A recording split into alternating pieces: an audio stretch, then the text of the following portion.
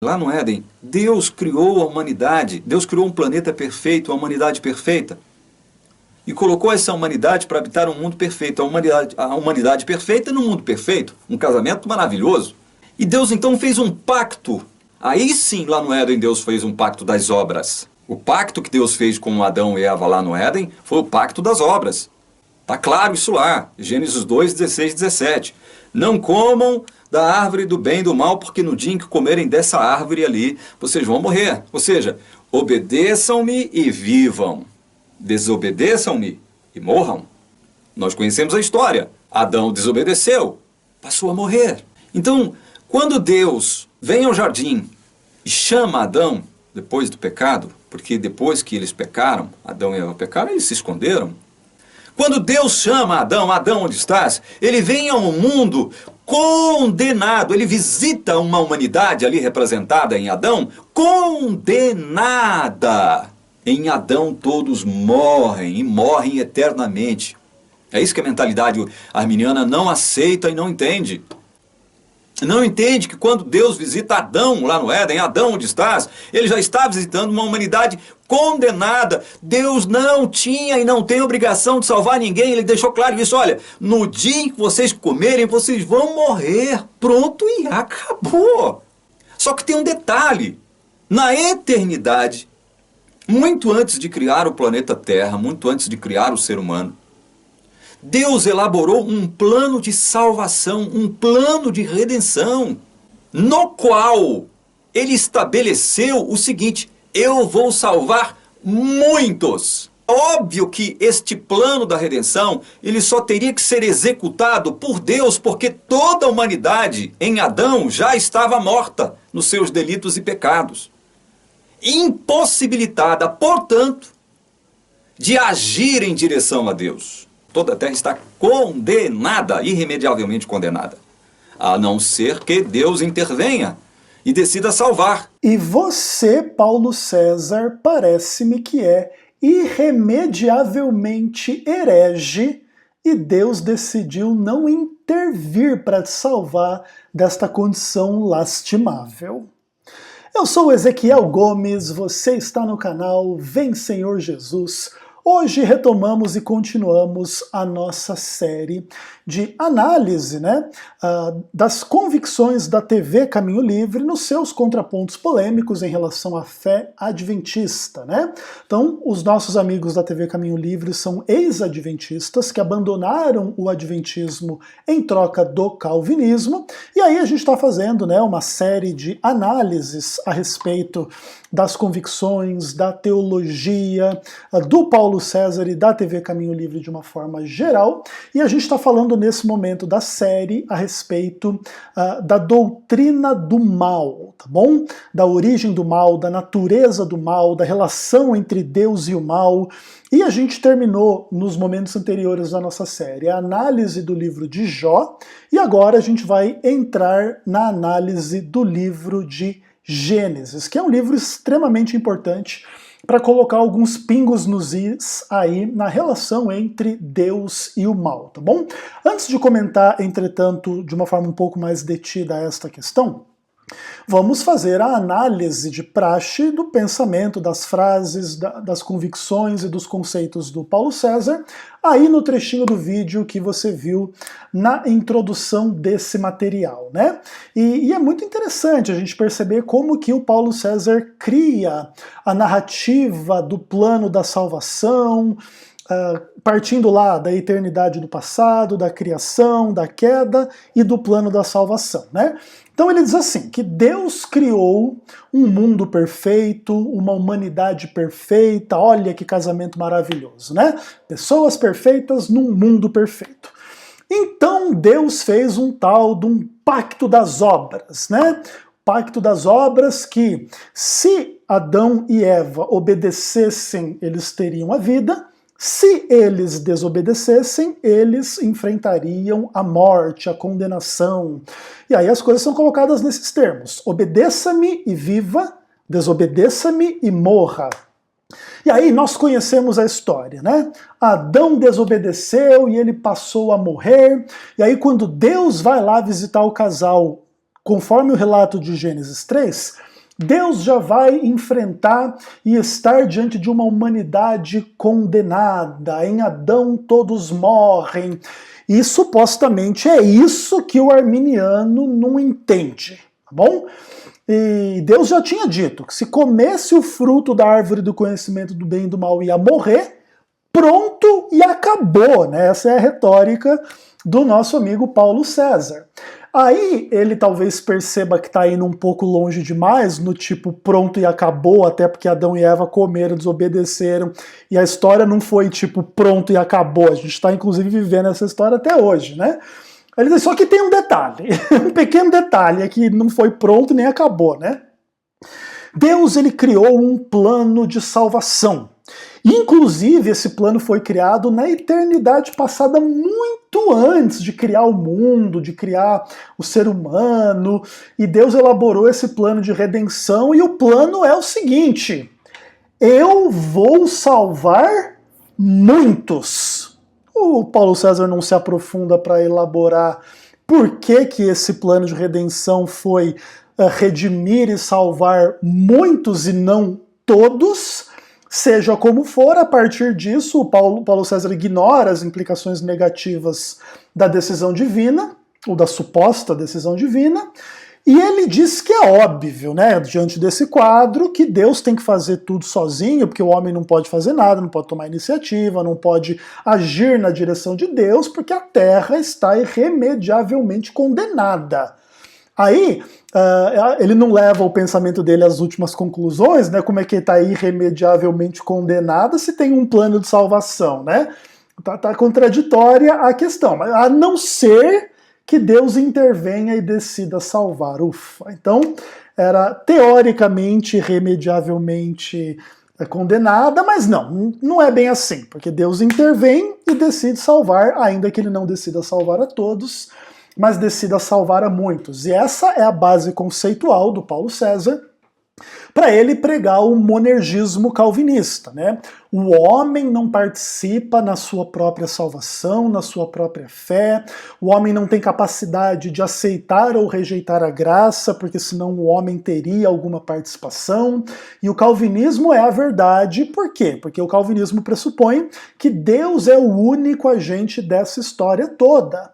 É Deus que fez o plano lá na eternidade. É Deus que criou o mundo, é Deus que criou o homem, é Deus que tomou a decisão de redimir o homem quando o homem desobedeceu, se é que faz sentido algum conceito de desobediência à luz dos conceitos calvinistas, mas vamos tratar disso daqui a pouco, não agora.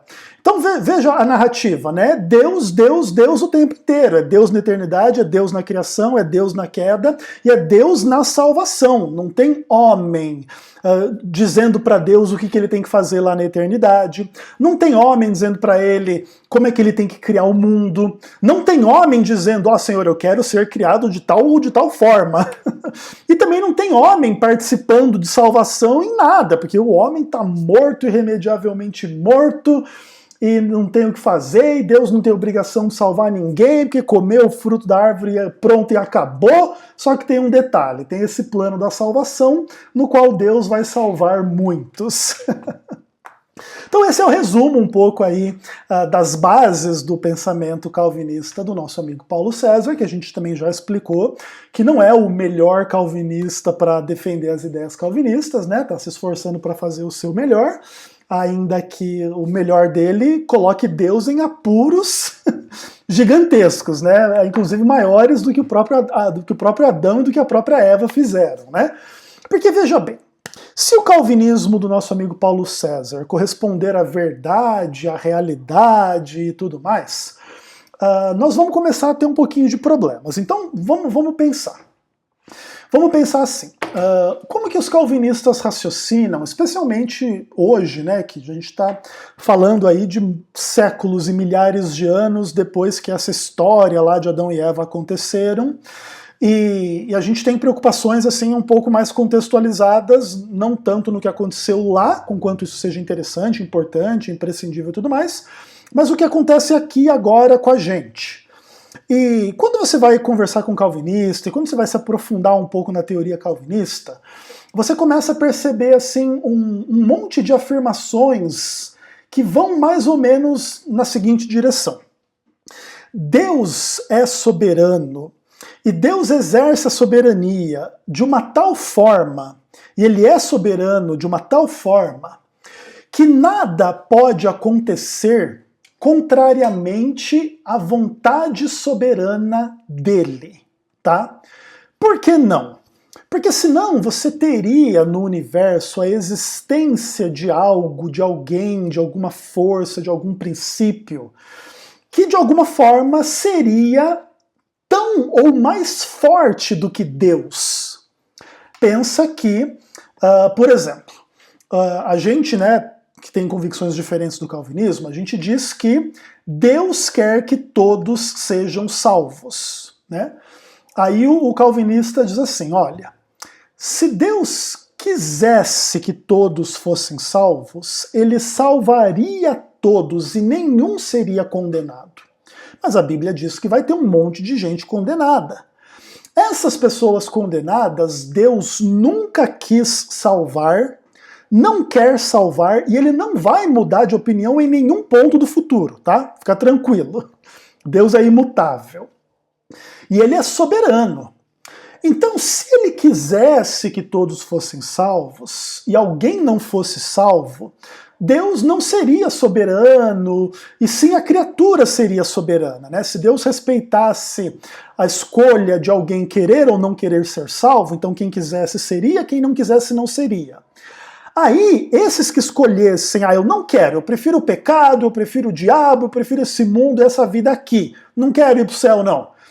Aí, mas Deus queria que a pessoa fosse para o céu, mas aí se Deus respeitasse essa escolha aqui, quem que teria a palavra final? Era a criatura. Deus quer que a criatura esteja no céu, a criatura quer ficar na terra e depois ir para o inferno, não ir para o céu, e o que acontece é que a vontade da criatura prevalece sobre a suposta vontade de Deus. Isso não pode acontecer, senão Deus deixa de ser soberano, a criatura se torna soberana. Por isso, Deus quer apenas que alguns sejam salvos, os muitos do Paulo César.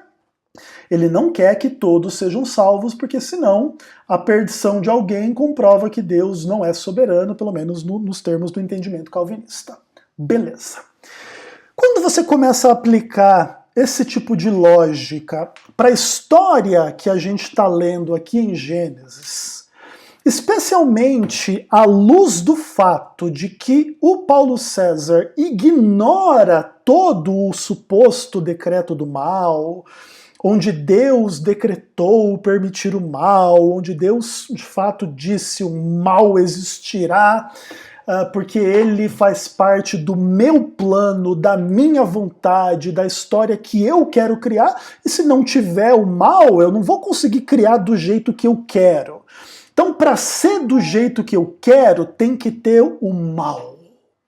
Né? Olha que legal. E aí, nesse ponto, que o Paulo César ignora, estão algumas chaves para alguns mistérios muito interessantes, que naturalmente o Paulo César ignora na sua exposição do tal plano da salvação, justamente para não deixar na cara dos seus telespectadores o quão estúpida, herética, abominável é a doutrina que ele prega.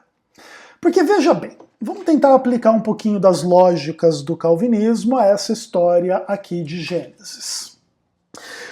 Antes dessa história se tornar realidade, antes de Deus dizer, né, haja luz, e então a luz passar a existir, antes de Deus ordenar o mundo de um caos até se tornar um paraíso, e antes de tudo isso, existe um Deus lá na eternidade passada que de forma monergista já escreve a história para ser o que a história vai ser, né? E se a história for diferente do que ele quer ou do que ele sabe que ela será, o temor dos calvinistas é que Deus não será onipotente ou não será onisciente. Então, para Deus ser onipotente e onisciente, antes da criação de tudo, ou antes da criação de qualquer coisa e da primeira coisa e de todas as demais, Deus podia fazer o que ele queria e ele já sabia tudo como seria, tá? Beleza. Então, o que acontece? Deus poderia ter feito um mundo onde todos iriam se salvar, mas Deus não quis esse mundo onde todo mundo ia se salvar. Deus podia ter feito um mundo onde o mal não existiria, a queda de Lúcifer, a queda de Adão, sei lá o quê. Nada disso existiria, mas não, Deus não quis isso. Deus quis criar um mundo onde existisse a queda de Lúcifer e existisse a queda de Adão, beleza? De outra forma, a queda de Lúcifer e a queda de Adão viriam a comprovar que Deus não é onipotente ou não é onisciente e coisas nessa direção, né? E tudo mais. O interessante da postura calvinista é que, para não negar os seus conceitos particulares de onipotência e onisciência, parece-me que fica um pouco obscuro para eles, inclusive, que nesse paradigma calvinista, Deus é o responsável por absolutamente tudo. Porque tudo é de acordo com o que ele quis, com o que ele sabia, com o que ele podia e com o que ele melhor decidiu fazer com que a história fosse. Porque a história, nesse caso, é mera função da vontade de Deus. Deus, lá na eternidade, teve a vontade de estabelecer a criação, a queda, o plano da salvação e todas as implicações de tudo isso, tá? E não pode se dizer que ele só quis a parte boa dessa história, para a gente contar uma historinha. Ai, Deus criou a humanidade perfeita e criou o mundo perfeito.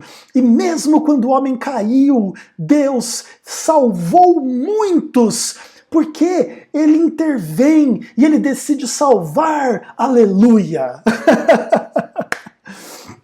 Essa é, no máximo, metade da história. Só que você não pode ignorar a outra parte da história.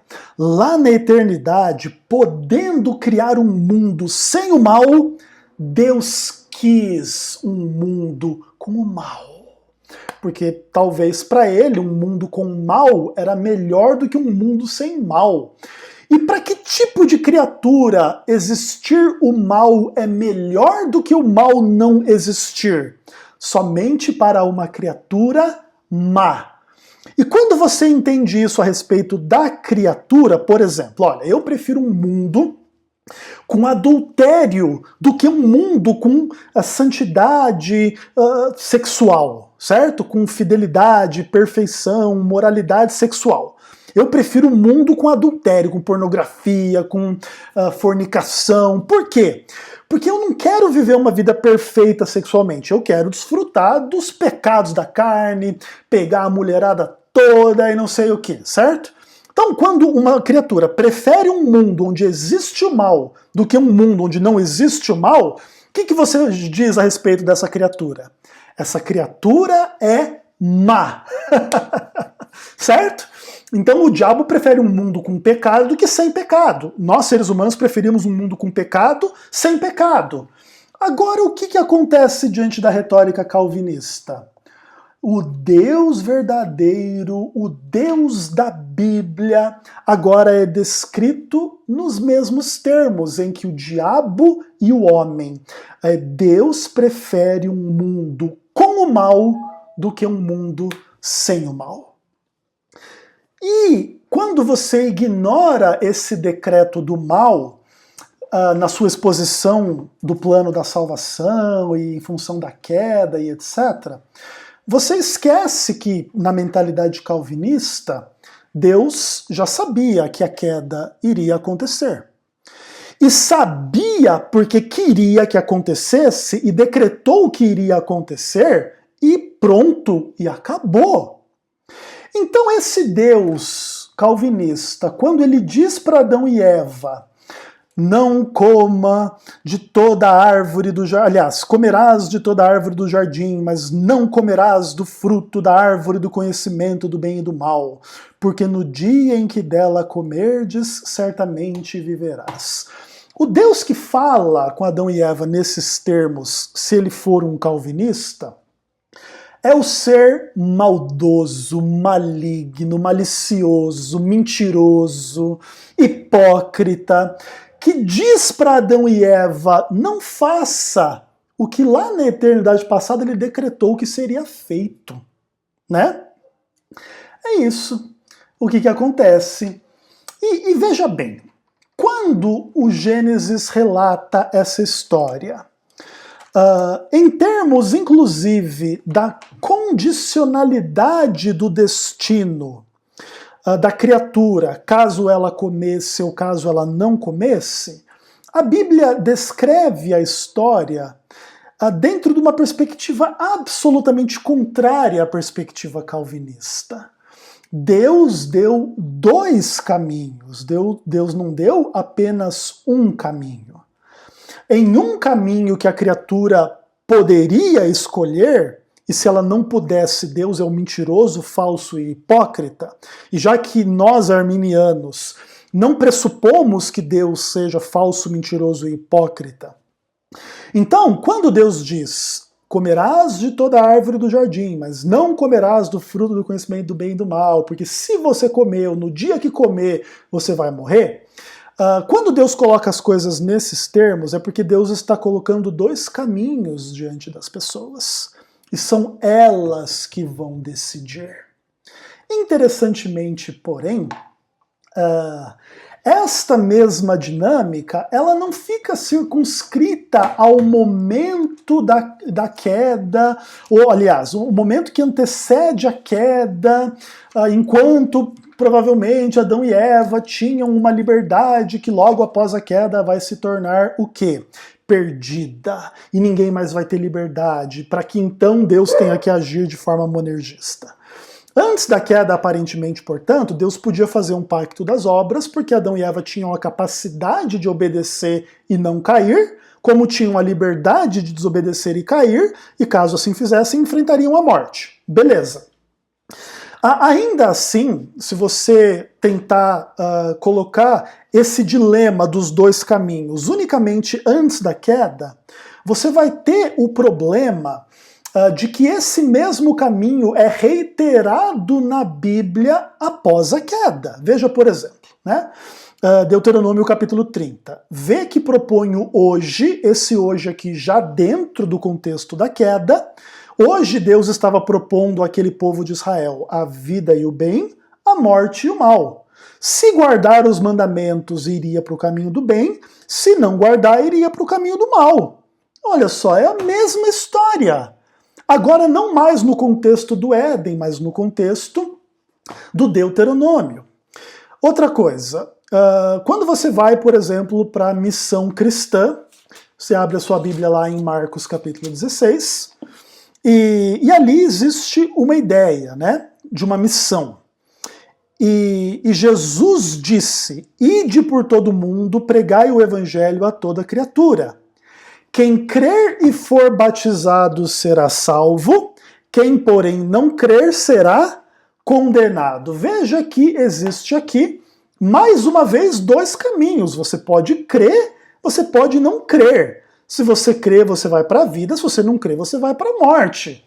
Em resumo, aquilo que aparentemente os calvinistas atribuem unicamente ao casal no Jardim do Éden antes da queda é o padrão do Antigo e do Novo Testamento. E obedecer ou não obedecer e crer ou não crer são paralelos, inclusive sinônimos, porque não faria sentido alguém dizer eu creio, porém não obedeço. Através da não obediência demonstra-se a falta da crença. Assim como na obediência confirma-se a crença, né? Então, obedecer os mandamentos e crer são duas faces da mesma moeda, a moeda de quem se submete ao que Deus propõe na direção do que Deus quer. E aquele que descrê e desobedece não se submete ao que Deus propõe e ao que Deus quer. E é simples assim, e não existe nenhuma ideia do tipo, se você escolher o caminho que Deus não quer, Deus perde a soberania. Não, se você escolher o caminho que Deus não quer, você perde a vida, não Deus perde a soberania.